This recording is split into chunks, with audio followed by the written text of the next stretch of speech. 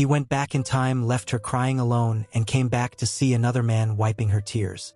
That was the cost of trying to fix regret. It didn't heal.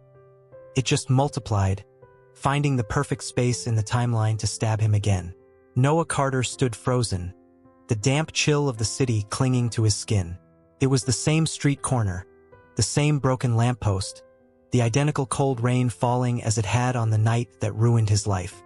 But this time, the scene was different. He had traveled back 12 hours and endured the psychological torture of reliving the worst night of his life, determined to stay, to fight, to be the man Lily needed when her world collapsed. He succeeded. He thought he won. He was wrong.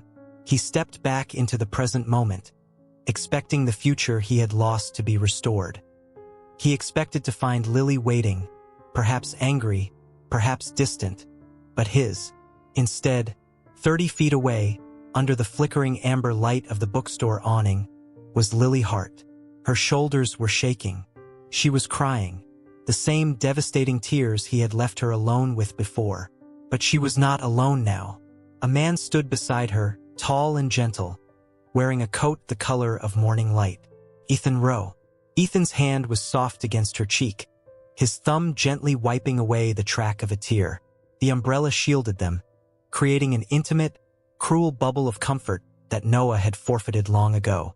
Noah felt the present timeline snap shut around him, crushing the desperate hope he had carried from the past. He had succeeded in not leaving her that night, but in his awkward, clumsy attempt to fix things, he had only ensured that someone else learned how to comfort her better. He had paved the road for Ethan. The cell phone in Noah's hand vibrated, a forgotten message from the future he was supposed to have saved. It felt heavy, a brick symbolizing the choice he hadn't and Oppo's. T truly fixed, only rearranged. He realized with sickening clarity. He didn't just lose her once. He lost her twice. Noah Carter awoke with the suffocating certainty of a decade lived wrongly. He was back. Not physically, not yet fully, but his consciousness had snapped into the younger version of himself, 22 years old, standing on the precipice of the choice that had defined his ruin. The cold rain of the memory was real now, stinging his face. The crucial night had begun just as he remembered. The frantic call from his boss, the overwhelming pressure to secure the partnership, and Lily waiting at the corner near their shared, cramped apartment, shivering and needing him. In the original timeline, he had seen only the opportunity ahead, the future he was building. He had told her he was busy, dismissed her distress, and walked toward the light of his career. This time, the compulsion to move forward was fought by the heavy weight of his 32-year-old regret. He saw Lily's expression, that fragile blend of hope and fear, and forced his feet to stop. "Lily, wait," he said, his voice sounding strangely formal, lacking the careless urgency he usually employed. She turned, her long red hair dampening quickly. "Noah? I thought you left for the meeting." "The meeting can wait," he lied easily. He was here to rewrite the script. "Tell me what's wrong." He guided her under the inadequate shelter of the awning. He performed the role of the attentive lover he should have been. He listened patiently as she recounted the minor crisis that felt catastrophic to her then. His hands held hers, mimicking warmth, but inside, his focus was mechanical. He was checking off boxes, stayed, listened, validated, did not abandon. Lily eventually leaned into him, the tightness in her shoulders finally easing. "Thank you, Noah. I needed you to be here." "I'm always here," he promised, the lie feeling heavy, even if technically true in this rewritten moment. He stayed for 45 minutes, 45 minutes he knew had cost him the partnership but gained him the future he wanted. He had repaired the tear in their relationship. He had prevented the devastating loneliness that had defined her expression when he left her the first time. When he finally pulled back, he kissed her with an intentional tenderness. "Go home, Lily. Get warm. I'll see you soon." He watched her walk away, feeling a profound, exhausted relief. He had fixed it. The original timeline was erased. His future was safe. The shift was instantaneous and violent. The streetlights blurred, sound dropped out, and a white-hot pressure centered behind his eyes. He stumbled, catching himself on a slick metal lamppost. The youthful energy was gone, replaced by the familiar ache of his 32-year-old body and the worn wool of his present-day coat. He was back. He instinctively checked his surroundings. It was the same street corner, the same pervasive smell of wet asphalt, the same late hour. He pulled out his phone. The date confirmed the present. The intervening decade had happened, but now it had happened under the umbrella of his correction. He felt a nervous flutter of anticipation. He rushed toward their old apartment building, expecting the warmth of a life salvaged, perhaps a minor disagreement or two, but fundamentally whole. He was prepared to find her waiting for him, older, perhaps wiser, but his. He stopped dead when he reached the exact location where he had left Lily crying alone in the original timeline. The rain was a soft drizzle now, glistening under the amber streetlights. Lily was there, but she was not alone. Noah's lungs seized. The air was sucked out of the entire scene, replaced by a vacuum of realization. Standing opposite Lily was a man, Ethan Rowe. Ethan was taller than Noah, dressed in a muted gray coat that contrasted sharply with Noah's dark, worn attire. Ethan's posture was open, centered entirely on Lily. Noah flattened himself against the cold brick wall of the bakery, sinking into the shadows.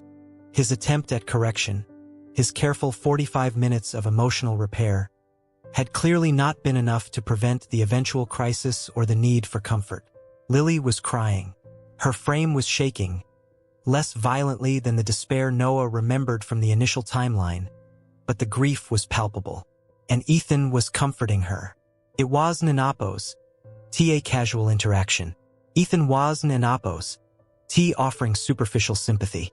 He had moved in close, one hand resting gently on the small of her back, a gesture of deep, established intimacy. Then the moment of devastating clarity struck Noah. Ethan reached up. His thumb, slow and deliberate, brushed beneath Lily and Appo's eye, catching a tear before it could fall. The entire universe narrowed down to the space between Ethan's thumb and Lily's cheek. That touch, that minimal, perfect act of solace, was the physical manifestation of Noah's decade of failure. In the original timeline, Lily had cried alone. Noah had been too busy chasing a promotion to even notice.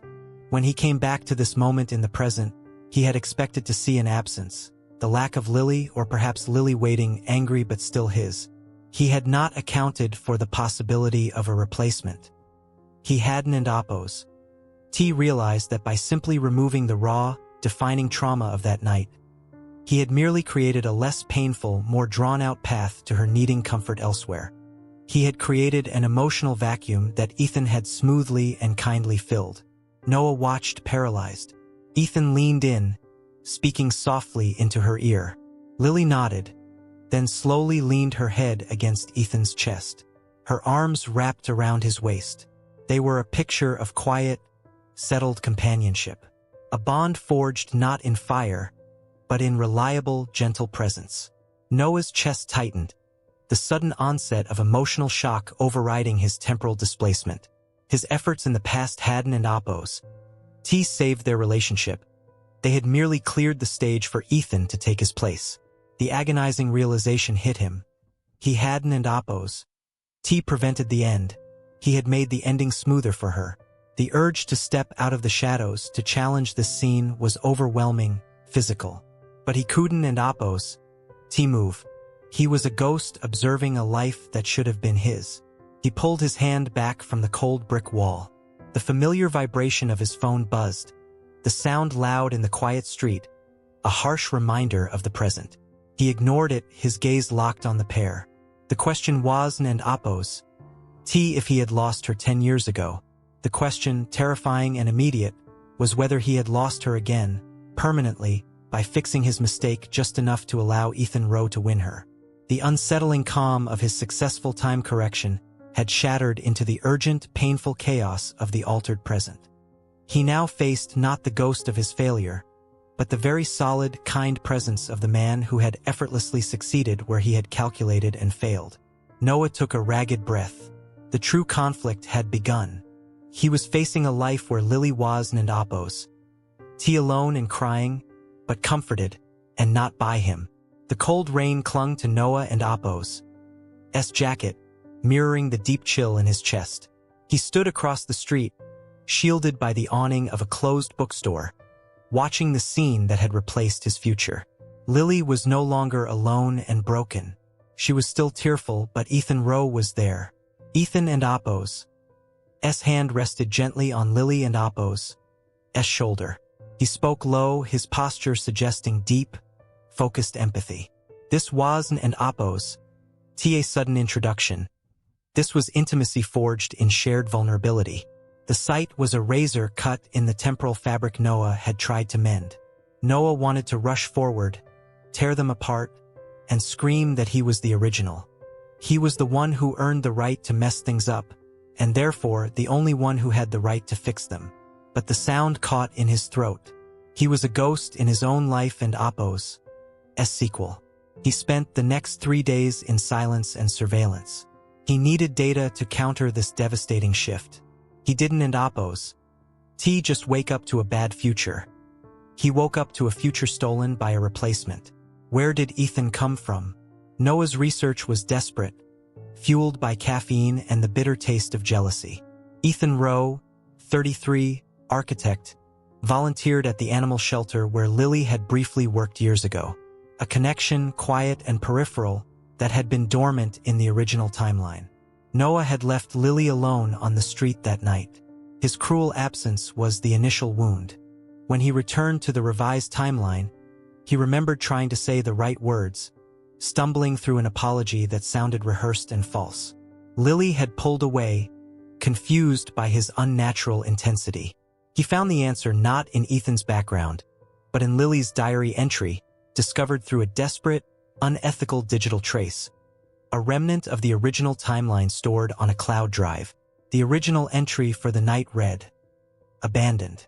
The world is gray." The new entry for the night read, "Confused. Noah showed up, said something meaningless, and bolted again. He made me feel smaller than when he was gone." Noah sank into his chair, the screen glare harsh on his face. This was the crushing realization. His attempt to fix the past hadn't and Apos' comforted her. It had alienated her faster. His fleeting, conscious intervention had confirmed to Lily that he was fundamentally incapable of being present. He hadn't and Apos' healed the original wound. He had salted it, driving her away and into a space where true comfort could enter. Noah's obsession accelerated. He needed to talk to Lily, to show her that the old Noah, the selfish one, was gone, replaced by this time-scarred version who knew the true cost of silence. He staged a meeting at their old coffee spot. When she walked in, she didn't and Apos' possessed the sharp edges of past pain, but the soft shield of contentment. She was relaxed, guarded, and polite, the worst combination. And quote, "Noah," and quote, she said, her voice even, and quote, "I haven and Apos' seen you around," and quote, I had to sort some things out. Big things, and quote. He stammered, hating how vague he sounded. He was trying to explain the universe and Apos' complexities in a casual conversation, but all he offered was uncertainty. End quote. "I hope you did," end quote. Lily replied, stirring her tea. He pressed, end quote. "I realized how much I screwed up that night when I left. It was unforgivable. I want you to know I see that clearly now," end quote. Lily paused, her eyes searching his, looking for the depth of feeling he claimed, but seeing only frantic energy. End quote. "That was a long time ago, Noah. I and Apos am okay now," end quote, end quote. "But Lily, we had something real. If we could just talk, truly talk, about what happened," end quote, end quote. "I know what happened," end quote. She cut in softly, end quote, "You left. And when you came back the next time, you were a hurricane of apology that didn't and Apos' land right. I had to move past it." End quote. The mention of Ethan felt inevitable, like a gravitational pull. End quote. "Ethan helped me see that," end quote. She said, her gaze drifting toward the window, where the future was thriving without Noah. And quote, he's patient. He's predictable. He listens. And quote, predictable. The word hit Noah like a physical blow. He was the architect of chaos. Ethan was the foundation. End quote. So you just replaced me? End quote. The question was sharp, desperate, shedding the facade of casual conversation. Lily's expression hardened slightly. End quote. No one replaced you, Noah. You vacated the position. Ethan simply applied for a job you weren't and oppose. T showing up for, and he proved reliable. End quote. Noah left the coffee shop reeling. He realized he was trying to use temporal magic to fix a failure that was entirely personal and emotional. The universe wasn't and oppose. T punishing him with Ethan. The universe was filling a vacuum he himself had created twice over. He sought out Dr. Miriam Hale, not for time travel advice, but for psychological anchorage. She didn't and oppose. T know about the past, but she understood regret and emotional collapse. End quote.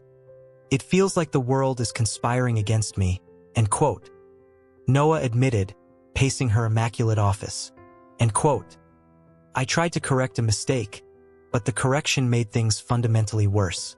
I tried to save her from loneliness, and instead, I delivered her into the arms of a better man.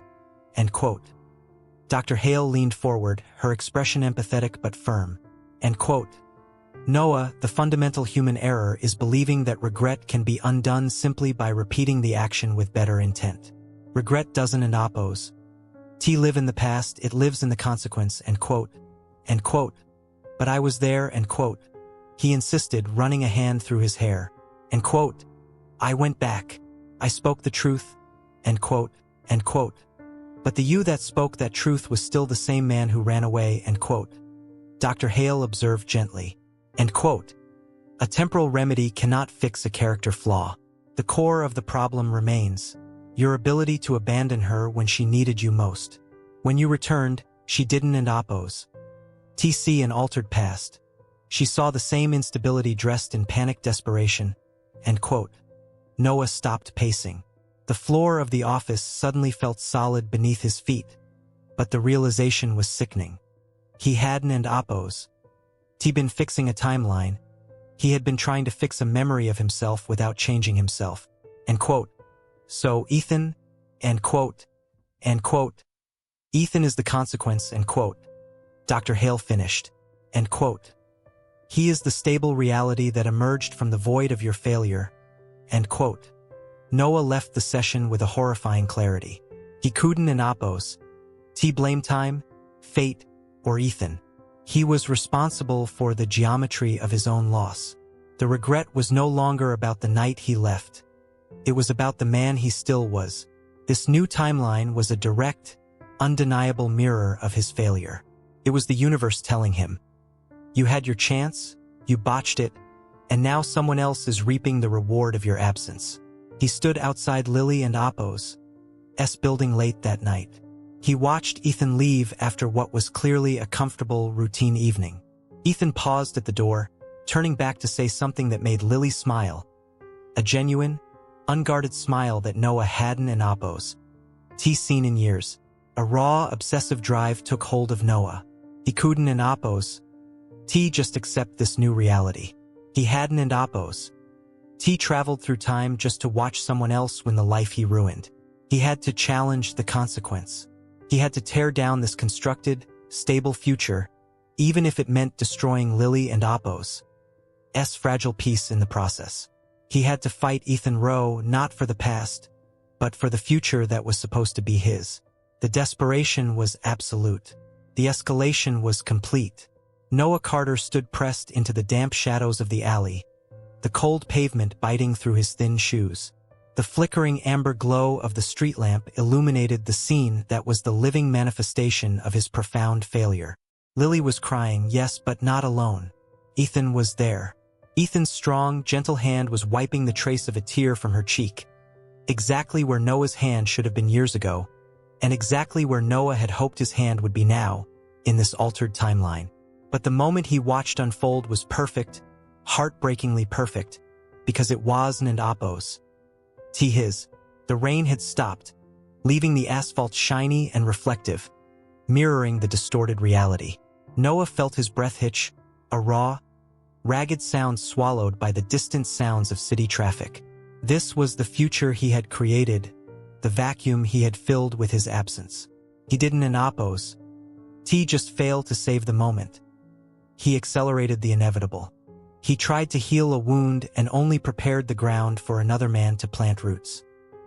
He watched Ethan pull Lily closer, murmuring something low and comforting into her hair. Lily leaned into him naturally, securely.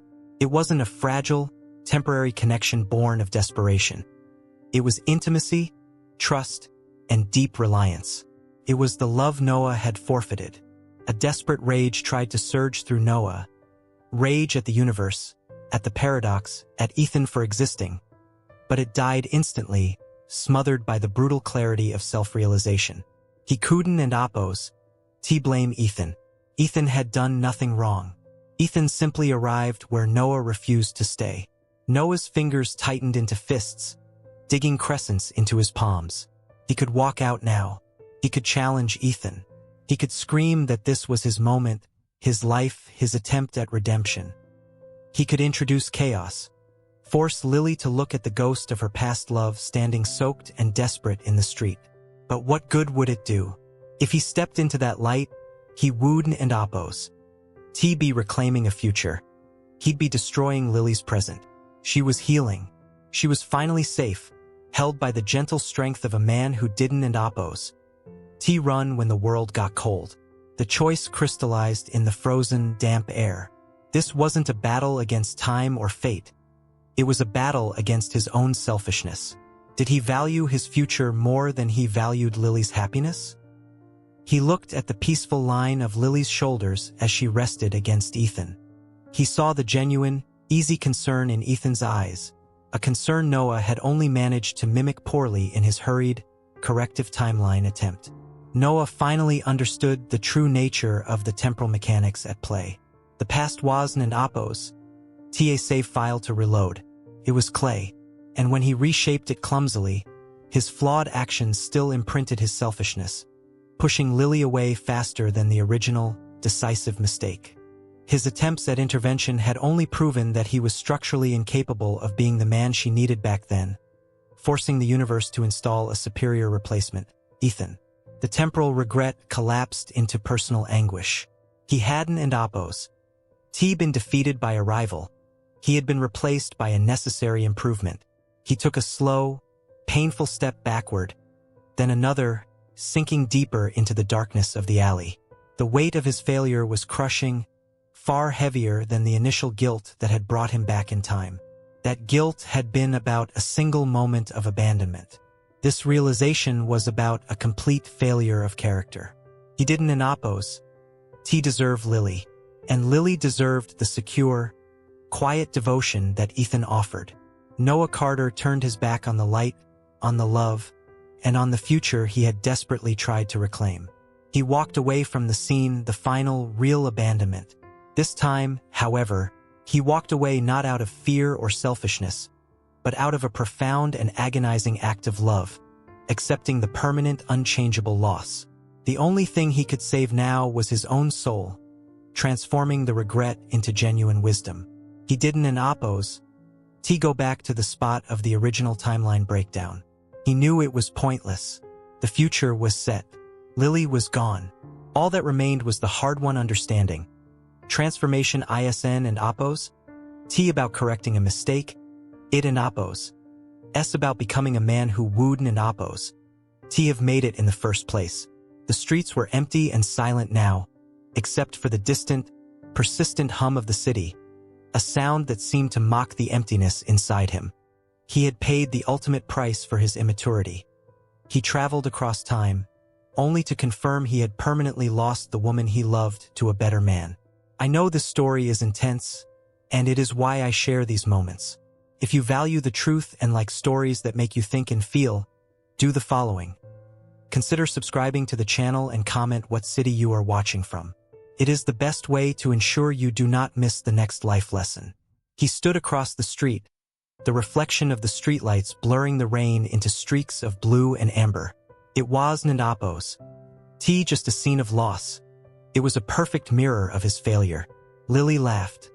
A genuine, unguarded laugh he hadn't heard from her in years. Certainly not in the broken timeline he had escaped from. Ethan's hand was resting lightly on her shoulder. A gesture so simple, so natural, so undeniably proprietary. This was the moment of truth. Noah realized he had two choices left. The first was to cross the street, shatter the carefully built peace, and try to convince Lily that his sudden appearance, his corrected, guilt-ridden version of the past self, was superior to the stable, loving reality Ethan represented. He could fight. He could disrupt their happiness for his own selfish redemption. The second choice was to turn away. For 32 years, Noah Carter had run from responsibility, from difficulty, and most critically, from vulnerability. He had run that night when Lily needed him most. He had run from the painful truth of his own inadequacy. The trip back in time was supposed to fix the consequences, but it never addressed the root cause. He watched them for another minute, letting the absolute clarity of the scene sear itself into his memory.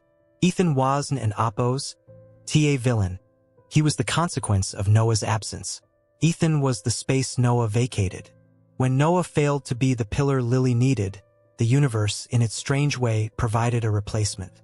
Permanent one. Noah finally understood what the time anomaly had truly shown him. You cannot edit history if the editor himself remains fundamentally flawed. He hadn't an Apos. T just tried to correct a moment. He had tried to erase the man he was, but that man resurfaced in his awkward attempts to comfort Lily, in the residual distance he carried, and in the sheer volume of his regret, which had only pushed her further into Ethan's genuine stability. He turned his back to the light, letting the darkness of the alley embrace him. He didn't rush. Every step was deliberate, a final acceptance of a destiny he had authored long before the time shift. The future he had lost was not lost because of one bad night, but because of 1,000 small withdrawals of affection and presence that defined their relationship. The true definition of a second chance, he realized, was not the opportunity to relive the past. It was the devastating clarity to see where you failed, even when given the tools to fix it. The painful irony was that in trying to save Lily from loneliness, he had ensured she found happiness with someone else. He had successfully delivered her to a better life, just not one that included him. This, perhaps, was the only true act of selflessness he had ever committed in their relationship. He was relinquishing his claim, not because he stopped loving her, but because loving her meant prioritizing her peace over his desperate need for forgiveness. Noah kept walking until the sounds of the city muffled the ghosts of his past future. He never looked back at the corner where they stood. He knew if he saw her face one more time, if he saw that genuine smile directed at Ethan, he wouldn't and Apos. Be strong enough to walk away. The moral of this story, the deep, agonizing truth that took a temporal paradox to uncover, is this: regret is the poison of action not taken or action taken poorly. When we are granted a second chance, we often focus on changing the script, rewriting the lines, rather than transforming the actor. The universe does not reward superficial corrections. It demands internal transformation.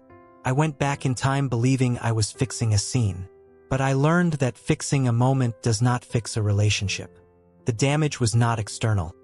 It was internal, residing in my inability to truly show up for the woman I loved when the world grew cold. Ethan wasn't an intruder. He was the measure of the man I failed to be. He was the consistency, the reliability, the warmth I had withheld. And Lily deserved that man. So I let go. I let the future unfold without me, accepting that sometimes the greatest act of love is recognizing when your absence is more beneficial to the person you cherish than your presence. My future, the broken one, was gone. Her future was now whole, and that was the only redemption I needed. I stepped out of the flow of her life, out of the timeline I had so recklessly disrupted. The rain had stopped, and the air felt cold and clean. The world moved on, and for the first time in a long time, so did I. I moved forward, burdened by the weight of what I had lost, but fundamentally changed by the painful knowledge of why I lost it. The lesson burned bright. Love is not possession, and forgiveness is not guaranteed by rewinding a clock. Forgiveness is earned through consistent, present commitment. And sometimes, earning forgiveness means accepting that the person you hurt has found peace without you. I walked toward the horizon of a new future. A solo future, defined not by what I could recover, but by the man I chose to become now that I knew the true cost of my mistakes. The second chance wasn't Apos. T for Lily. It was for me, the chance to finally understand the gravity of being a partner, even if the partnership itself was forever lost. Now, I want to know from you. Comment down below. What would have been your choice in my place? Would you have made this sacrifice? And if you like surprising endings, I left another video right here next to this one. It's a shocking story. Click there. I'll meet you in the next video.